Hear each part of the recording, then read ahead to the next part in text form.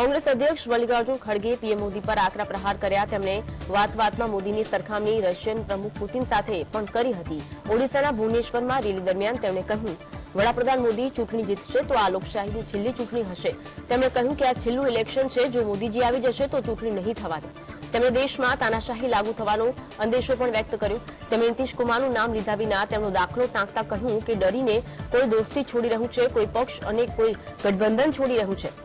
ડરપોક લોકો રહેશે તો શું દેશ અને લોકશાહી બચશે તેવો સવાલ કરતા કહ્યું, તમારી પાસે મત આપવાનો આ છેલ્લો ચાન્સ છે, આના પછી કોઈ વોટ નહીં આપે। आखिरी चांस है आपको वोट देने का, इसके बाद कोई वोट नहीं देगा, क्योंकि ये पुतिन, रशियन पुतिन का जो प्रेसिडेंट इलेक्शन होता ना, वैसा ही होते चले जाएंगे। ध्यान में आ रहा है आपको? इसके बाद नो चुनाव, उन्हें अपनी ताकत के ऊपर वो चलाएंगे, चुन के आएंगे, 200 लाएंगे, 300 लाएंगे, 400 लाएंगे, 500 लाएंगे। अगर हमारी सब 543 है तो उसको बढ़ा के फिर 600 भी बना देंगे।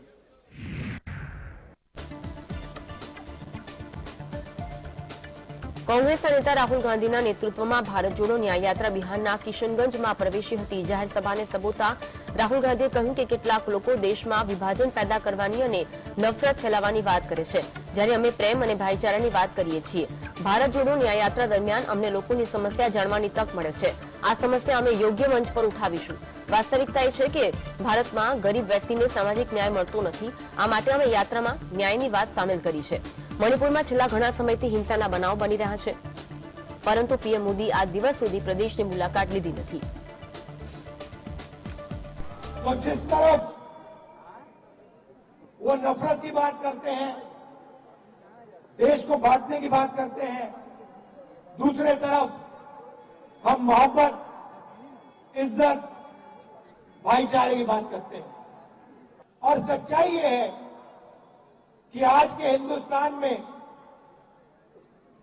गरीब व्यक्ति को न आर्थिक न्याय मिलता है, न सामाजिक न्याय मिलता है।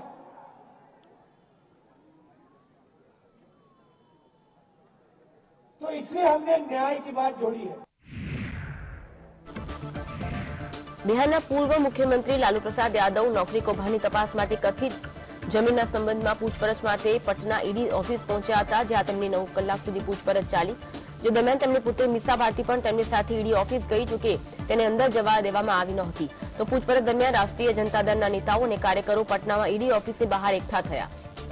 મહત્વનું છે કે થોડા દિવસ પહેલા ઈડીએ લાલુ યાદવ અને તેમના પુત્ર તેજસ્વીને પૂછપરછ માટે હાજર થવા સમન્સ જારી કર્યું હતું। લાલુ યાદવ અને તેમના પરિવારના સભ્યો પર રેલવે નોકરીના બદલામાં જમીન હડપ કરવાનો આરોપ છે।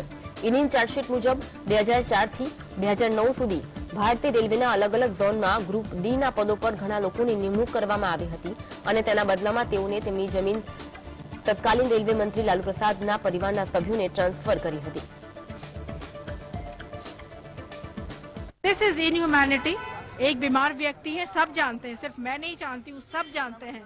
Kidney transplant, bypass surgery, timely दवा, टाइमली खाना, और उनको वो 9 घंटे तक बैठा करके रखती है। This is complete inhumanity. और लेकिन हम लोग भी डरने वाले नहीं है, हमारे राष्ट्रीय अध्यक्ष भी डरने वाले नहीं है, वो लड़ेंगे। यही ईडी केस क्लोज करती है। 2 साल पहले यही ईडी को केस क्लोज कर दी थी, बीजेपी से आदेश आया, केस ओपन कर दी। ईडी तो मजाक का पात्र बन गई। देखिए 10 घंटे बैठा के जांच के नाम पे जिस तरीके से रखा गया है, निश्चित रूप से ये दिखाता है कि किस तरीके से भारतीय जनता पार्टी मशीनरी तंत्र का दुरुपयोग अपने विपक्षियों को साधने के लिए कर रही है। निश्चित रूप से ये एक अमानवीय व्यवहार मैं मानती हूँ, क्योंकि वो व्यक्ति जो अभी तक पूर्णतः स्वस्थ भी नहीं हुए हैं, डॉक्टर ने उनको कहा है उन्हें आराम की आवश्यकता है, और 4 घंटे वो कहीं भी बैठ नहीं सकते। बावजूद इसके 10 घंटे, आप समझ सकते हैं 10 घंटे एक ऐसे व्यक्ति को जो अभी इतनी बड़ी सर्जरी से उभरे हैं। तो निश्चित रूप से भारतीय जनता पार्टी जिस तरीके से अपने विपक्षियों को साध रही है, ये दिख रहा है, और बिहार की जनता इनको जवाब देगी।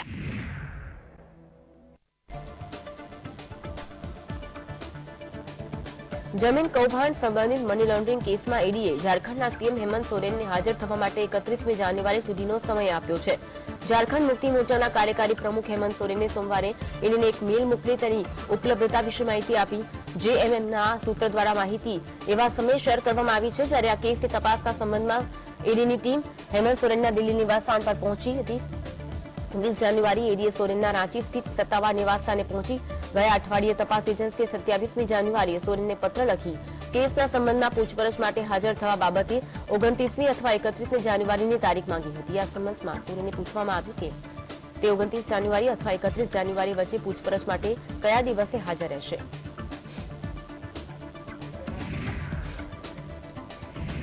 બિહારમાં નીતિશ કુમારે મુખ્યમંત્રી પદના શપથ લીધા. કાર્યક્રમમાં બિહારના ભૂતપૂર્વ નાયબ મુખ્યમંત્રી સુશીલ મોદીની ગેરહાજરી ભાજપના ચર્ચાનો વિષય બની. નીતિશ કુમારના શપથગ્રહણ કાર્યક્રમમાં ભાજપના રાષ્ટ્રીય પ્રમુખ જેપી નડ્ડા હાજર રહ્યા હતા. નડ્ડાનું સ્વાગત કરવા ભાજપના તમામ ટોચના નેતા હાજર રહ્યા હતા, પણ રાજ્યસભાના સભ્ય સુશીલ કુમાર મોદી દેખાયા નહોતા. ભાજપના સૂત્રોનું કહેવું છે કે નીતિશ કુમાર સાથે જોડાણથી સુશીલ મોદી સહિતના નેતાઓની કોઈ હેસિયત નથી તેવો મેસેજ ગયો છે. નીતિશે ભાજપનો સાથ છોડીને આરજેડી અને કોંગ્રેસનો હાથ પકડ્યો પછી મોદી નીતિશ પર પ્રહાર કરવામાં સૌથી આક્રમક હતા. સુશીલ મોદીએ 6 મહિના પહેલા કહ્યું હતું કે નીતિશ કુમાર નાક રગડતા આવશે તો પણ ભાજપ હવે તેમની સાથે નહીં બેસે. સુશીલ મોદીએ હાઈકમાન્ડના ભરોસે આ વાત કરેલી, પણ હાઈકમાન્ડે મોદી સહિતના નેતાઓને અંધારામાં રાખીને નીતિશ સાથે સમાધાન કરી લેતા સુશીલ કુમારની નારાજગી સ્વાભાવિક છે.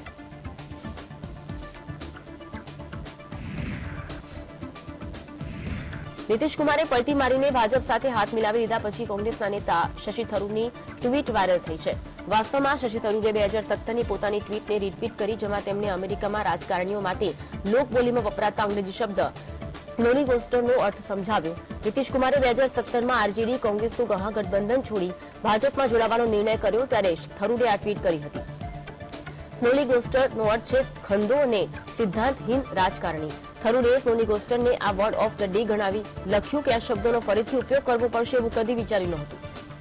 ટ્વીટમાં થરૂરે આ શબ્દ પહેલીવાર 1845માં વપરાયો હતો તેવો ઉલ્લેખ કર્યો.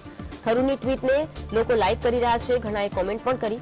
નીતિશ માટે શશી થરૂર એકદમ બંધ બેસતો શબ્દો શોધી લાવ્યા છે.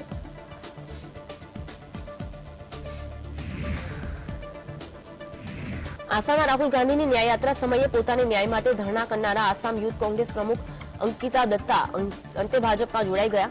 દત્તાની સાથે ઓલ આસામ સ્ટુડન્ટ યુનિયનના સંખ્યાબંધ કાર્યકરો પણ ભાજપમાં જોડાતા લોકસભાની ચૂંટણીમાં ભાજપને મોટો ફાયદો થવાનો દાવો થઈ રહ્યો છે. અંકિતા યુથ કોંગ્રેસના રાષ્ટ્રીય પ્રમુખ શ્રીનિવાસ બીવી સામે સતામણીના આક્ષેપો કરી સનસનાટી મચાવી હતી. કોંગ્રેસ હાઈકમાન્ડે શ્રીનિવાસ સામે પગલાં ભરવાના બદલે દત્તાને પક્ષમાંથી સસ્પેન્ડ કરી દેતા દત્તા 1 વર્ષથી લડત ચલાવી રહી હતી. છેવટે થાકીને તેને ભાજપનો કેસ કરી લીધો. અંકિતાના પિતા અંજન દત્તા પ્રદેશ કોંગ્રેસ પ્રમુખ રહ્યા હતા અને 3 વાર ધારાસભ્ય પદે ચૂંટાયા હતા.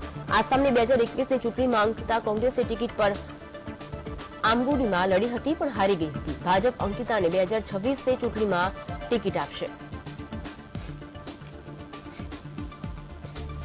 मैं बहुत खुश हूँ. मुझे डॉक्टर हिमंत विश्व शर्मा जो आसाम को पूरे देश में पहले तो नॉर्थ ईस्ट और आसाम को जानते भी नहीं थे, आज वो आसाम को बहुत आगे लेकर आ चुके हैं और आसाम के काफ़ी पॉपुलर सीएम भी है.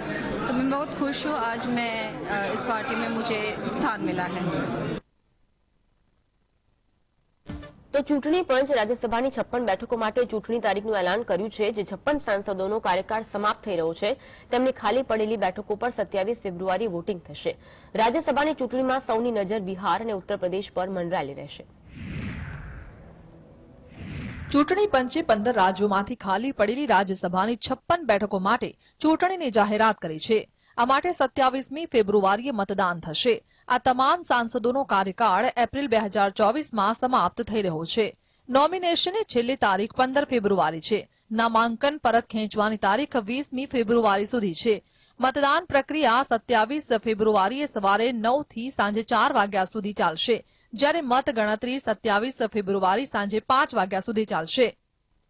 જે 15 રાજ્યોમાં ચૂંટણી થવાની છે તેમની બેઠકો પર નજર કરીએ તો ઉત્તર પ્રદેશમાં 10 બેઠકો, બિહારમાં 6 બેઠક, મહારાષ્ટ્રમાં 6 બેઠક, પશ્ચિમ બંગાળ અને મધ્યપ્રદેશમાં 5-5 બેઠક, ગુજરાત અને કર્ણાટકમાં 4-4 બેઠક, આંધ્રપ્રદેશ, ઓડિશા, રાજસ્થાન, તેલંગાણામાં 3-3 બેઠકો, છત્તીસગઢ, હિમાચલ પ્રદેશ, હરિયાણા અને ઉત્તરાખંડમાં 1-1 બેઠકો પર રાજ્યસભાની ચૂંટણી યોજાશે. ચૂંટણી પંચે તેની વેબસાઇટ પર પણ આ સંબંધિત માહિતી શેર કરી છે. બિહારમાં રાજ્યસભાની 6 બેઠકો પર ચૂંટણી થવાની છે, જ્યારે યુપીમાં 10 સીટો છે. આવી સ્થિતિમાં નવી રચાયેલી ભાજપ જેડીયુની નીતિશ સરકાર માટે આ અત્યંત મહત્વપૂર્ણ ચૂંટણી રહેશે. આ 2 રાજ્યો સિવાય બીજેપી શાસિત ઘણા રાજ્યોમાં પણ ચૂંટણી યોજાવાની છે. Bureau report, GSTV. તો આગામી વર્ષે દેશનો જીડીપી 7% રહી શકે છે. વચગાળાના બજેટ પહેલા નાણાં મંત્રાલયે રિપોર્ટ બહાર પાડ્યા. આ વખતે વચગાળાનું બજેટ રજૂ થવાનું હોવાથી ઇકોનોમિક સર્વે રજૂ કરવામાં નહીં આવે.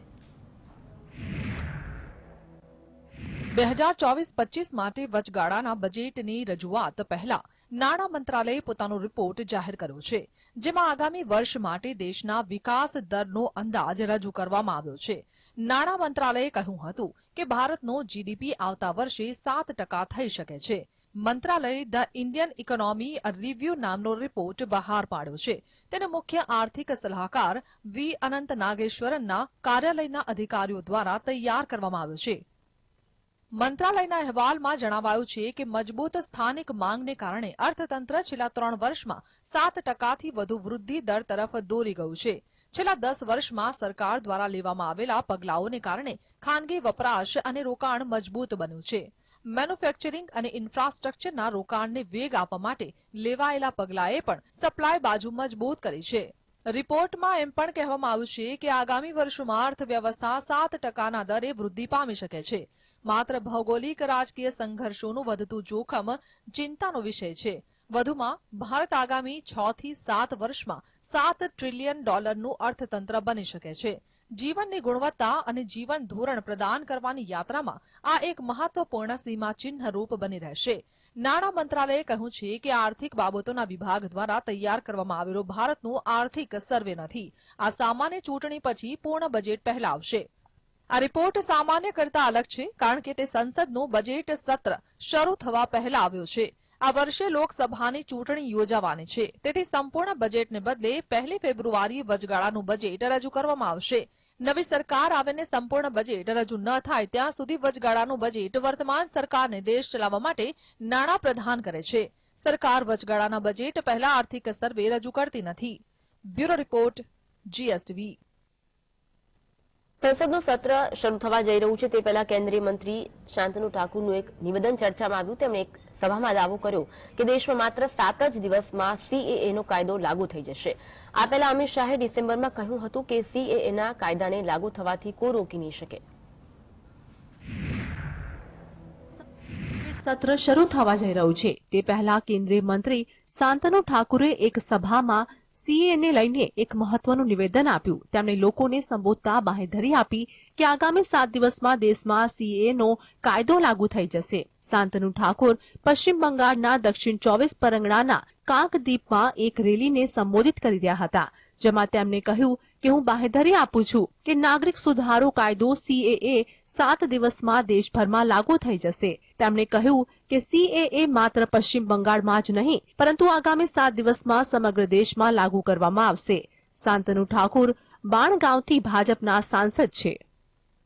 ઠાકુરના દાવા પર રાજ્યમાં સત્તાધારી તૃણમૂલ કોંગ્રેસે ફરીથી પુનરોચ્ચાર કર્યો કે રાજ્યમાં કોઈ પણ સંજોગોમાં CAA લાગુ કરવામાં આવશે નહીં. TMCએ કહ્યું કે ભાજપ આને ચૂંટણી મુદ્દો બનાવી રહી છે. As usual, BJP is resorting to its old tactics vis-a-vis on CAA. Shantanu Thakur, Minister of the Government of India, elected from West Bengal, has again mentioned that CAA will be implemented in Bengal. He lacks confidence himself when he says these statements. And our Honorable Chief Minister Mamata Banerjee has very specifically and categorically mentioned that this is an election issue for BJP.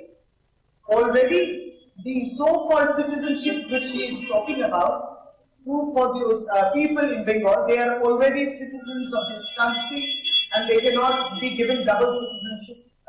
TMC Bhajap અને કેન્દ્ર સરકાર પર લોકસભા ચૂંટણી પહેલા જ લોકોને ગેરમાર્ગે દોરવા માટે આવા સમાચાર ફેલાવવાનો આરોપ લગાવ્યો હતો. ગયા વર્ષે ડિસેમ્બરમાં કોલકાતામાં એક રેલી દરમિયાન ગૃહપ્રધાન અમિત શાહે પણ કહ્યું હતું કે CAA અમલને કોઈ રોકી શકશે નહીં.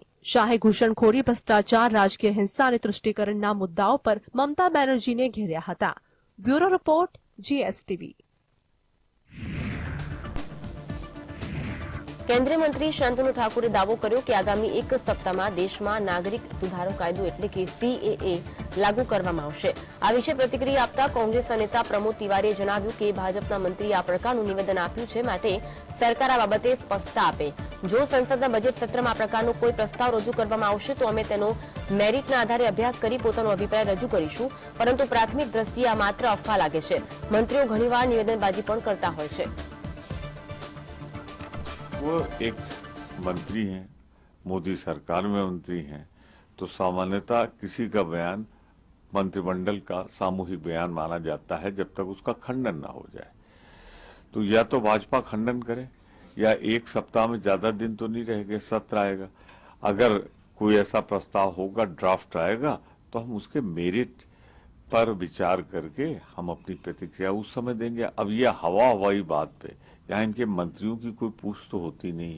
वो क्या बोल जाए क्या न बोल जाए, मंत्री तो बस संख्या बढ़ाने के लिए लाल बत्ती लेकर चलने के लिए, उनसे नीतियों से क्या मतलब. જ્ઞાનવાપીના વજુખાનામાં મળી આવેલા કથિત શિવલિંગની પરિક્રમા કરવા જઈ રહેલા જ્યોતિપીઠના શંકરાચાર્ય સ્વામી અવિમુક્તેશ્વરને પોલીસે આશ્રમના ગેટ પાસે અટકાવી દીધા હતા. વારાણસી પોલીસે કલમ 144નો ઉલ્લેખ કરી તેમને અટકાવ્યા હોવાનું જણાવ્યું હતું. આ મામલે શંકરાચાર્યએ પોલીસને કહ્યું કે તમે સનાતન કાર્યને કેમ અટકાવી રહ્યા છો. આ દરમિયાન પોલીસે તેમને લેખિત મંજૂરી આપવા કહ્યું હતું. ત્યારબાદ શંકરાચાર્યએ લેખિત મંજૂરી માટે અરજી કરી હતી. તેમને મંજૂરી મળ્યા બાદ આગામી લડાઈ ચાલુ રાખવાનું આહવાન કર્યું હતું. પોલીસે શંકરાચાર્યને મઢમાં જ નજરકેદ કરી રાખ્યા છે.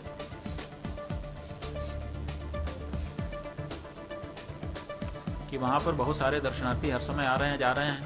उनकी संख्या तो हजारों में है. नमाज पढ़ने के लिए बहुत सारे लोग वहाँ रोज आ रहे हैं. शुक्रवार को और ज़्यादा लोग आते हैं और वहाँ उनके लिए क्या 144 नहीं लागू होती है. और अगर आप 144 धारा का हवाला दे रहे हैं तो फिर हम ऐसा करते हैं कि हमको 2 लोगों को जाने दीजिए, बाकी लोगों को रोक लीजिए. तो उन्होंने कहा कि नहीं, 2 लोगों के लिए भी लिखित अनुमति की जरूरत होती है. जहाँ पर 144 धारा होती है वहाँ जाने के लिए अनुमति की जरूरत है. કર્ણાટકના મંડ્યા જિલ્લાના કેરાગુડુ ગામમાં સ્થાનિક વહીવટી તંત્રની ટીમે 108 ફૂટ ઊંચા સ્તંભ પર લહેરાવેલો ભગવો ધ્વજ હટાવતા ભારે વિરોધ પ્રદર્શન કરવામાં આવ્યું હતું, જેને લઈને જિલ્લામાં સુરક્ષા વધારી દેવામાં આવી. ભાજપ અને જનતા દળ સેક્યુલરે આ ઘટનાના વિરોધમાં રેલી કાઢી. બનાવ બાદ ગામમાં કલમ 144 લાગુ કરી દેવામાં આવી અને મોટી સંખ્યામાં પોલીસ બળને ત્યાં તૈનાત કરવામાં આવ્યા છે. ગ્રામ પંચાયતના પૂર્વ ઉપપ્રમુખ વિરૂપક્ષે જણાવ્યું કે જ્યારે વિનંતી પત્ર લખવામાં આવ્યો હતો ત્યારે એવો ઉલ્લેખ કરવામાં આવ્યો હતો કે ધ્વજ સ્તંભનો ઉપયોગ ધાર્મિક હેતુ માટે પણ કરવામાં આવી શકે છે. વિરૂપક્ષે કહ્યું કે મુખ્યમંત્રીને આ વિવાદની વાસ્તવિક જાણકારી નથી. જિલ્લા સ્તરના અધિકારીએ મુખ્યમંત્રીને ખોટી માહિતી આપી છે. અમે જ્યારે વિનંતી પત્ર લખ્યો ત્યારે અમે ઉલ્લેખ કર્યો હતો કે તેનો ઉપયોગ ધાર્મિક હેતુઓ માટે પણ કરવામાં આવશે. અમારી માંગ છે કે ભગવો ધ્વજ ફરકાવવાની મંજૂરી આપવામાં આવે.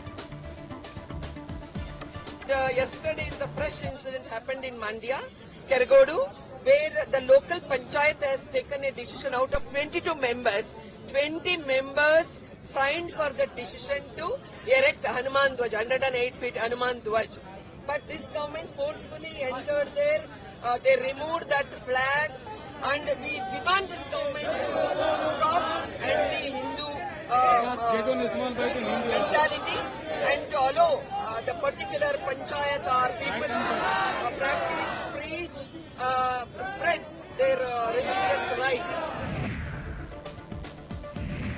કલકત્તા હાઈકોર્ટના 2 જજ જસ્ટિસ અભિજીત ગંગોપાધ્યાય અને જસ્ટિસ સોમેન સેન વચ્ચેની તકરાર પર સુપ્રીમ કોર્ટે મહત્વપૂર્ણ નિર્ણય લીધો. 2 જજ વચ્ચે મતભેદ ઉભું કરનારા જાતિ પ્રમાણપત્ર કૌભાંડના કેસની સુનાવણી સુપ્રીમ કોર્ટ જ કરશે. જસ્ટિસ ડીવાય ચંદ્રચૂડની અધ્યક્ષતાવાળી બેન્ચે આ નિર્ણય લીધો. જસ્ટિસ ડીવાય ચંદ્રચૂડે કહ્યું કે જો આપણે સિંગલ બેન્ચ અથવા ડિવિઝન બેન્ચ પર કહીશું તો તે યોગ્ય નહીં હોય. તેનાથી હાઈકોર્ટની ગરિમાને અસર થશે. આ કેસને અમારી રીતે હેન્ડલ કરીશું. ઉલ્લેખનીય છે કે કલકત્તા હાઈકોર્ટના જજ જસ્ટિસ અભિજીત ગંગોપાધ્યાયે આરોપ લગાવ્યો કે તેમના સહયોગી જજ સોમેન સેન એક રાજકીય પાર્ટી માટે કામ કરી રહ્યા છે. જસ્ટિસ અભિજીત ગંગોપાધ્યાયની અધ્યક્ષતાવાળી એકલ જજપીઠે મેડિકલ એડમિશનમાં કથિત અનિયમિતતા મામલે સીબીઆઈ તપાસના આદેશ આપ્યા હતા, જેના પર જસ્ટિસ સોમેન સેનની અધ્યક્ષતાવાળી ડિવિઝન બેન્ચે રોક લગાવી દીધી હતી, જેના પર જસ્ટિસ અભિજીતે ડિવિઝન બેન્ચના સીબીઆઈ તપાસના આદેશ પર રોકનો આદેશ છતાં સીબીઆઈ તપાસના આદેશ આપ્યા સાથે જ સુપ્રીમ કોર્ટને પણ આ મામલાને જોવાની અપીલ કરી હતી.